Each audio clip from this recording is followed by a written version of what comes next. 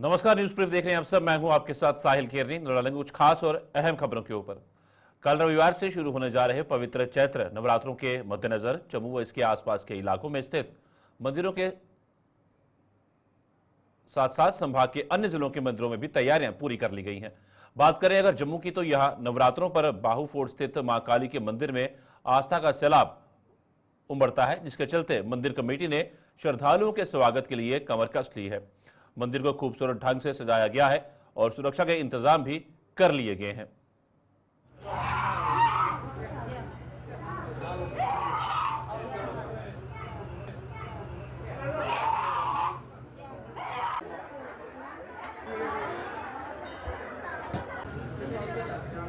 जी माता जी के कल माता जी की नवरात्रे आने वाले हैं, सभी लोगों को पता है।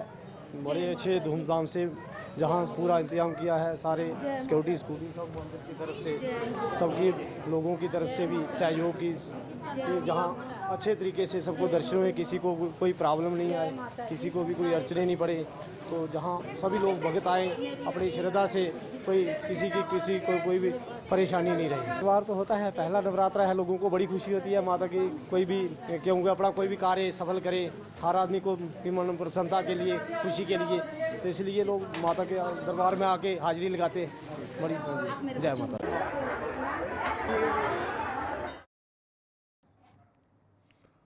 वहीं बात करें उधमपुर के टी मोड़ स्थित काली माता मंदिर की, तो यहां भी नवरात्रों के मद्देनजर मंदिर को खूबसूरत ढंग से सजाया गया है।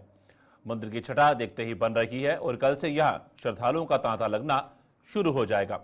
माता के दरबार को फूलों से सजाया गया है और इसे भव्य व दिव्य बनाने के लिए कोई कसर नहीं छोड़ी गई है। मंदिर में सुरक्षा के भी कड़े इंतजाम किए गए हैं।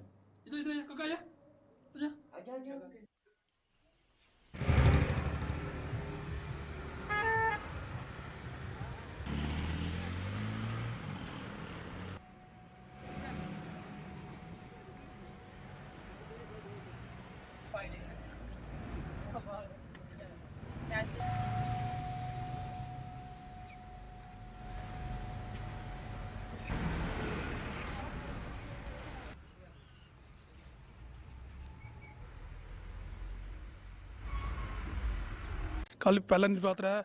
हर साल की तरह जैसे वैष्णो माता दरबार सजता है माता रानी का, इस साल हमने उसी तरह माता रानी का दरबार सजाने की कोशिश की है और इस साल पहले से बढ़कर माता रानी का दरबार सजाया हुआ है। और हम लोगों से अपील करते हैं कि सुबह मंदिर में आएँ, माता रानी के आशीर्वाद पाएँ और दर्शन करें। और सुबह हवन भी है और दोपहर को भंडारा भी होता है। भंडारा तो रोज़ चलेगा, तो भंडारा माता रानी का आशीर्वाद पाएँ और भंडारे का प्रसाद ग्रहण करें। खास इस माता रानी का मतलब सुबह से लेकर शाम तक भंडारा होगा और हवन रोज़ होगा और लास्ट मंगलवार को जहाँ पे दिन में जागरण और भंडारा भी होगा। और महामाई की सेवा करते हुए, तो जब भी महामाई का कोई भी शुभ काम होता है, नवरात्रे होते हैं, मकर संक्रांत होती है, नया साल होता है, शिवरात्रि होती है, तो महामाई के दया से हमें काम करने का मौका मिलता है जहाँ पे। और साथ साथ मेरा नाम अनिल डोगरा, उन्हीं के साथ साथ ही होते होते मैं जागरण भी जहाँ पे मैं ही करता हूँ। तो महामाई की बड़ी कृपा है। कितना अच्छा लगता है आपको जाकर? बहुत ही अच्छा लगता है जी। जहाँ पे जब ढक्की करते हैं ना कि धूप लगती है, तो बहुत ही आनंद आता है काम करने का। अंदर नया जितना ही प्रोजेक्ट पहले था, अब सारा ही नया आया। और जो महामाई के दरबार के आगे है, वहाँ पे छतरी का अरेंजमेंट भी किया। अभी सजावट इस बार सब नई हुई है, नया तरीके से हुई। जैसे माँ वैष्णो के दरबार में होती है, वैसे ही जहाँ पे काका पंडित जी हमारे जो हैं, बहुत ही अच्छी तरह मंदिर को दुल्हन की तरह सजाते हैं।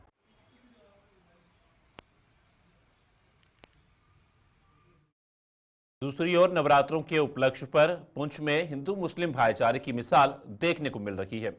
पुंछ नगर स्थित प्राचीन कालिका मंदिर की साज सजावट उत्तर प्रदेश से आए मुस्लिम समुदाय के कारीगर कर रहे हैं। ये कारीगर अपने हुनर से कालिका मंदिर को खूबसूरत ढंग से सजा रहे हैं, जिसकी छटा देखते ही बन रही है। खास बात यह है कि रमजान में रोजे रखने वाले इन कारीगरों की सहरी और इफ्तार का बंदोबस्त भी मंदिर कमेटी द्वारा किया गया है और ये ईद भी पुंछ में ही मनाने जा रहे हैं। कालिका मंदिर में जिले भर से हजारों श्रद्धालु नवरात्रों में शीश नवाते आते हैं, जिसके चलते मंदिर कमेटी ने स्थानीय लोगों के सहयोग से सभी इंतजाम पूरे कर लिए हैं।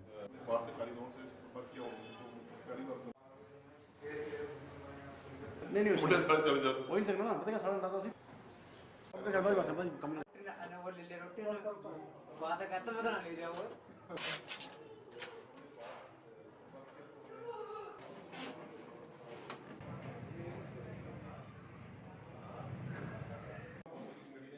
तो यहाँ सिस्टम बहुत अच्छा सिस्टम है, कोई परेशानी वाली बात नहीं है और सब भाई इकट्ठे रहते हैं, हिंदू मुस्लिम कोई परेशानी वाली बात नहीं है यहाँ पे। और नमाज पढ़ी थी हमने इधर ही आज जुमे की भी, और इंशाल्लाह ईद की नमाज भी यहीं होगी। कुछ नहीं, यहाँ कोई परेशानी वाली बात है नहीं, डर का कोई सिस्टम ही नहीं है। कोई वैसे कोई हिंदू मुस्लिम होता तो डर होता भी, अब कोई सिस्टम में लग नहीं रहा है हमें तो। अब कल इधर आए थे हम रात को, कोई परेशानी वाली बात है नहीं। नवरात्रों के अवसर पर हम यहाँ डेकोरेशन कराते हैं, हर बार हम करा देते हैं, लेकिन हर बार हम आर्टिफिशियल फ्लावर उसका ही यूज़ करते थे। तो इस बार हमारे मन में था कि कुछ नई चीज़ हम करें, तो उसके लिए हमने बाहर संपर्क किया, तो हमें कारीगर बाहर से मिले जिन्होंने नई टाइप की डेकोरेशन करनी थी। और सबसे बड़ी बात ये थी कि ये कारीगर मुस्लिम है, और जब हमने इनको यहाँ आने के लिए कहा तो पहले तो ये हिचके कि शायद इतना दूर जम्मू पहली बार जाना है हमने, पुंछ में जाना है, वहाँ माहौल कैसा होगा, कुछ होगा। जब ये रात को आए, इन्होंने रोजे रखे हुए थे, इनको हमने सब कुछ खाने पीने का अरेंजमेंट रखा हुआ था, रोजा खोलने के बाद सुबह भी पूरा अरेंजमेंट किया हुआ था। तो यहाँ आके अब इनका वो मन का वहम सब दूर हो गया और बड़ी खुशी से काम कर रहे हैं। हमें भी देख के बड़ी खुशी हो रही है कि ये मुस्लिम भाई मंदिरों में काम कर रहे हैं, उसके बाद फिर वापस जाएंगे और फिर अपने यहाँ रोजा खोलेंगे। और इन्होंने ईद भी हमारे साथ यहाँ पुंछ में ही करनी है, और ये यहाँ भी बहुत खुश अब कि पहले तो थोड़े सहमे हुए थे, लेकिन आज यहाँ माहौल का देख के, बाजार का हिंदू मुस्लिम सब कुछ देख के अब इनके मन में वो सारी शंका दूर हो गई है। और ये एक बहुत ही अच्छा इनके लिए लेसन है और हमारे लिए भी एक लेसन है।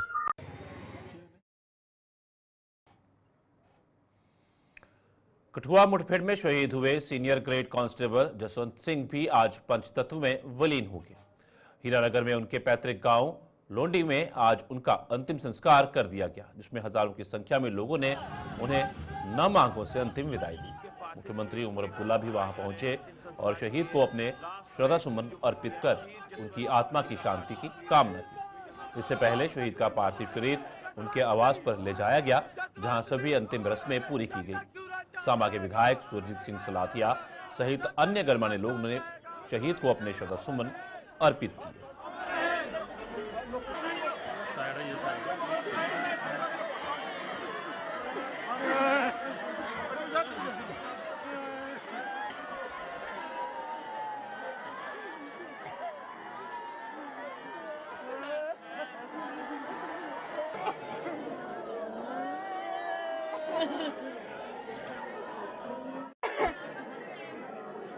उमर अब्दुल्ला जी यहाँ पर पहुंचे थे।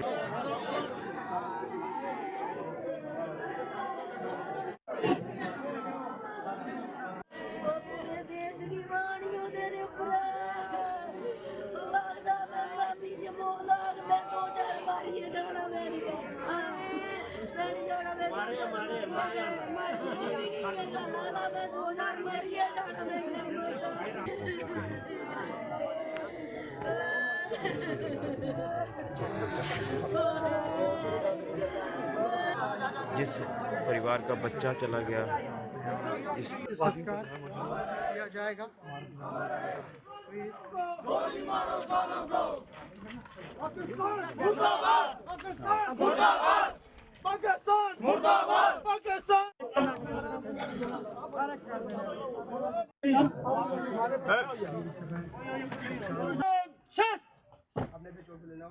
माइक पीछे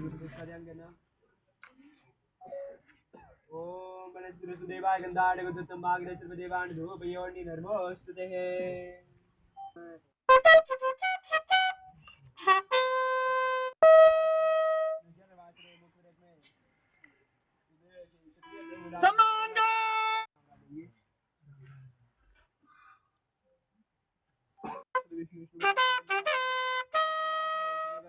बैठे रहे थे।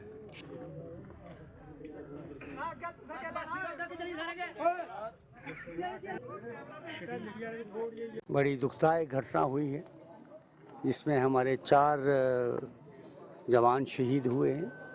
पूरा इलाका जो है आज इस गम में है कि मैं रास्ते में ही देखते आ रहा था कि हर लोग अपने घरों से बाहर होके नम आँखों से शहीद को श्रद्धांजलि दे रहे थे।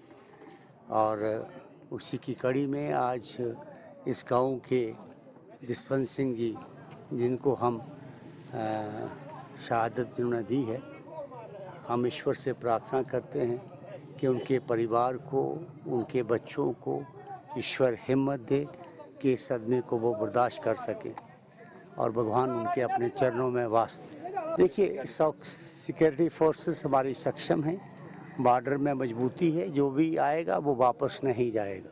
पाकिस्तान की इन हरकतों में से जो पाकिस्तान का आज कंकाल होना, पाकिस्तान की जो हालत है पूरे विश्व में, पूरी दुनिया में सब लोग जानते हैं कि उसने हमेशा एक ही काम किया है, उग्रवाद पालने का। आज वही उग्रवाद उसको ख़त्म करेगा। अब चंद दिनों के बाद इसके रिजल्ट्स आपके सामने होंगे। हम सब की सद्भावनाएं इस परिवार से हैं। शोकाकुल ये परिवार है। आपने देखे होंगे नन्हे मुन्ने वो बच्चे जिनके अभी बाल अवस्था है, जिनका खेलने का वक्त है, आज उनके ऊपर एक जिम्मेवारी गई। इनके पिताजी एक्स सर्विसमैन है। उन्होंने दौरान सर्विस भी बहुत सारी शायद सख्तियाँ देखी होंगी, बहुत सारी शायद कैजुअल्टीज़ देखी होंगी, क्योंकि वो खुद एक जवान रहे हैं भारतीय सेना में। और आज उनका एक नौजवान बेटा जो जाम में शहादत पी गया। एक बाप को बहुत बड़ा जिगरा चाहिए आज का जीवन देखने का। धन्य है वो माँ, कोटि कोटि वंदन प्रणाम उनके चरणों में जिन्होंने ऐसे सपूत को जन्म दिया। और आज इस उम्रदराज एज में भी उनका अगर हौसला देखो, मैंने देखा पिताजी से सुबह में मिला जब, तो वो मुझे कह रहे कि मुझे फ़ख्र है मेरा बेटा शहीद हुआ, देश के लिए हुआ। और भाई साहब कहना बहुत आसान है, किस दिल से उन्होंने ये बात निकाली होगी मुझे सुनने में विश्वास नहीं हो रहा कि क्या ये निकल सकते। और वो बाप, उनको भी कोटि कोटि वंदन। वीर जवानों को श्रद्धांजलि देता हूँ। जैसे आज देखा आपने, पूरा जम्मू पूरा उमड़ा है, जहाँ सब श्रद्धांजलि देने के लिए आए हैं। एक बड़ी दुखद घटना हुई है और ये जो बच्चे शहीद हुए हैं, हम पर्सनली इनको जानते थे, कई बार आना जाना रहा डीएसपी के ऑफिस। तो मैं डीएसपी साहब की भी सराहना करना चाहता हूँ कि उन्होंने बड़ी बहादुरी से लड़ाई लड़ी और थोड़ी सी टुकड़ी लेके वो वहाँ पहुँचे। तो उन्होंने पूरा घेराव किया था, लेकिन कुछ टाइम लग गया बाकी लोगों को आने में, तो इतनी हमारी कैजुअल्टी हो गई। तो ये भरपाई पूरी तो हो नहीं लग सकती, लेकिन हमें गर्व है अपने वीरों पे, जवानों पे, अपने भाइयों पे, कि जो पाकिस्तान के नापाक इरादे हैं वो जहां कामयाब नहीं होने दे रहे हैं। और अपना भाईचारा और एकता हम रख रहे हैं हमारे नौजवान साथी, तो सच्चे मन से श्रद्धांजलि देते हैं। रही बात पाकिस्तान की, पाकिस्तान आए दिन ये हरकतें करता है, तो मैं अपनी हुकूमत को, अपने केंद्र सरकार को भी ये रिक्वेस्ट करना चाहता हूँ कि पाकिस्तान से बदला लिया जाए। गवर्नमेंट ऑफ इंडिया को ये संदेश भी देना चाहते हैं कि आप अपने लेवल पे कोई भी डिसीजन लें, हम पॉलिटिकल, सामाजिक और ऐसे भी आपके हर निर्णय के साथ होंगे, जिससे इस जो वारदात हुई है, जहां उग्रवादी जो इस समय वारदातें कर रहे हैं और शरारत जो कर रहा है हमारा पड़ोसी मुल्क, उन वारदातों में विराम लग सके। एक बात। दूसरी बात, मैं यही कहना चाहूँगा कि रोज़ रोज़ की जो किचकिच है ये ख़त्म होनी चाहिए, कि बात करो या बार करो, आर करो या पार करो। बड़े दुखी हृदय से बोल रहा हूँ कि आपको कोई सख्त कार्रवाई करनी चाहिए, कि रोज़ रोज़ का आज 2 हो रहे हैं, कल 3 हो रहे हैं, 15 दिन के बाद फिर 3 हो रहे हैं, फिर 4 हो रहे हैं। और ख़ास तौर पे अभी मैं देखूं तो डिस्ट्रिक्ट कठुआ में, हीरानगर के आसपास के जो इलाके हैं, बिलावर हो गया जहां मेला में हुआ था, ये सारी वारदातें जो शांति प्रिय ये इलाका था यहाँ पे हो रही है। इसको देखते हुए जितने भी हमारी बॉर्डर पोस्ट हैं उनको स्ट्रेंथन करने की ज़रूरत है। खालसा पंथ के 326वें स्थापना दिवस के उपलक्ष्य पर पुंछ में इस बार भी भव्य नगर कीर्तन का आयोजन किया जाएगा। इस नगर कीर्तन का आयोजन 11 अप्रैल को किया जाएगा, जिसकी तैयारियों को लेकर पुंछ में आज आयोजित एक बैठक में चर्चा की गई। श्री गुरु रामदास जी सेवा सोसाइटी और गुरुद्वारा महंत मोहर सिंह जी प्रबंधन से संयुक्त रूप से बैठक कर नगर कीर्तन के लिए जाने वाली तैयारियों पर मंथन किया गया। यह नगर कीर्तन पुंछ से सुबह 11 बजे शुरू होकर डेरा संतपुरा नंगाली साहिब पहुंच संपन्न होगा और उसी दिन फ्री मेडिकल कैंप का आयोजन भी किया जाएगा।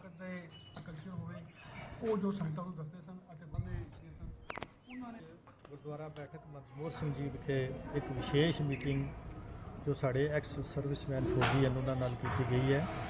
जो खालसा साजना दिवस 326वां जिस दे सिलसिले च ਅਸੀਂ एक नगर कीर्तन जो 11 तरीक ਨੂੰ बैठक गुरुद्वारा महंत सिंह ਤੋਂ ਲੈ ਕੇ ਡੇਰਾ ਸਤਪੁਰਾ ਨੰਗਾਲੀ ਸਾਹਿਬ ਜਾਏਗਾ, ਜਿਸ ਦੀ ਰਹਿਨਮਾਈ ਸ਼੍ਰੀ ਗੁਰੂ ਗ੍ਰੰਥ ਸਾਹਿਬ ਜੀ ਕਰਨਗੇ ਆਪ, ਅਤੇ ਉਹਨਾਂ ਦੀ ਸਾਰੀ ਜੋ डायरैक्शनस हैं वो मानयोग महंत साहब जी के जेरे निगरानी होंगी और महंत साहब जी सरपरस्ती करेंगे। और ये सारा जो प्रोग्राम चाकोट किया है साढ़े जो फौजी वीर साढ़े को पुजे हैं, तो जो नगर कीर्तन की जितनी भी अपना डिसिपलिन है वो सारा इन्होंने मेनटेन करना है, जिस तरह के मानयोग महंत साहब जी ने सानू दस्सिया सी। इस सिलसिले अज इन्हों के नाल साड़ी एक डिटेल मीटिंग हुई है। साढ़े डिस्ट्रिक्ट गुरुद्वारा प्रबंधक कमेटी के प्रधान साहब उन्होंने बाहर किसी जरूरी काम पर जाना सी, तो सो इन्होंने नाल असी जोड़ी मीटिंग की है। और इस तो बाद इन्हों की एक मीटिंग मानयोग महंत साहब जी के नाल होएगी। और सारा जो ये नगर कीर्तन ये बहुत बड़े पद्धर पर बनाया जाता है, जिस विच पंजाब तो भी संगतां इत्थे पहुंचदियां, जम्मू तो भी, बाकी भी हिंदुस्तान के सारे खिते तो इत्थे संगतां पहुंचदियां। बहुत बड़ा 3 दिन का प्रोग्राम होंदा है, इसलिए अज ये विशेष मीटिंग गुरुद्वारा साहब इत्थे रखी गई। जो नगर कीर्तन निकलेगा उसका पूरा जो प्रोग्राम चाकोट किया गया है। नाल दे नाल संगतां नूं एक मैं भी बेनती करता चला कि एक असी मैडिकल कैंप जो डेरा संतपुरा नंगाली साहब विखे लगा रहे हैं, जो 8 तरीक तो लैके 15 तरीक तक चलेगा, जिस विच मुफ्त इलाज सारिਆਂ ਦਾ ਕੀਤਾ ਜਾਏਗਾ।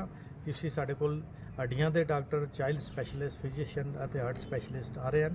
और सारिਆਂ ਨੂੰ बेनती है कि जरूर ਉੱਥੇ ਪੁੱਜ ਕੇ ਉਸ ਦਾ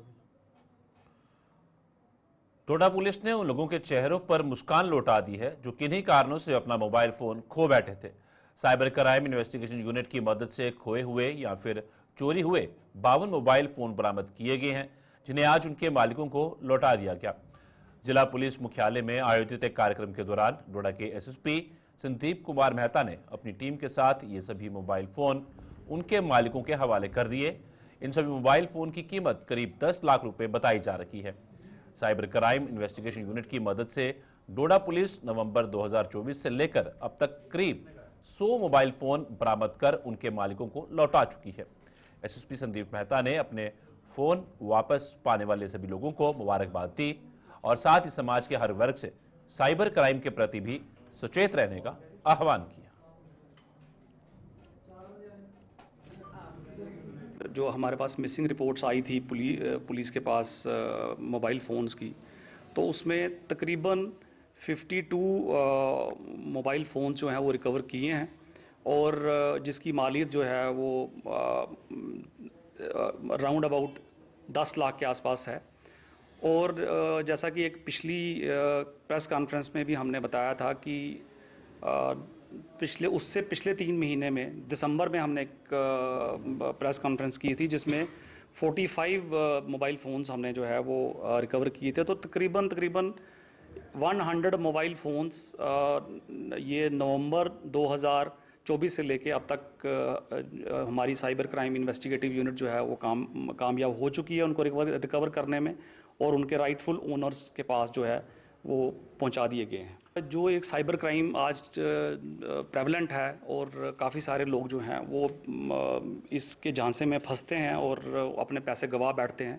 हमारे साइबर क्राइम इन्वेस्टिगेटिव यूनिट ने पिछले दिनों जो है वो एक कार्रवाई करते हुए तकरीबन 6.25 लाख रुपए की जो है वो जो डिफ्रॉडेड मनी थी उसको उन्होंने जो है वो रिकवर किया है और उनको जो है उनके राइटफुल ओनर्स के अकाउंट में जो है वो वहाँ पे पहुँचा दिया गया है।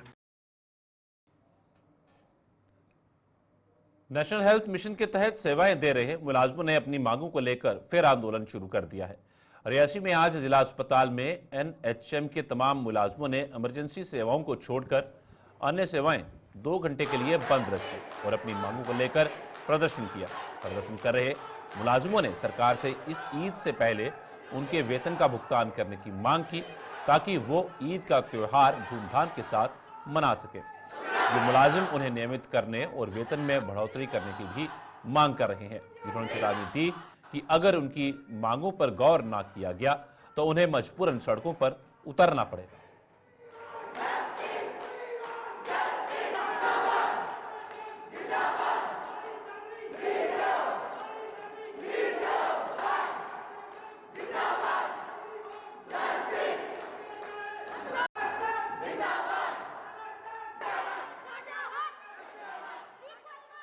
हमारी 3-3 महीने से सैलरी रिलीज़ नहीं हो रही है।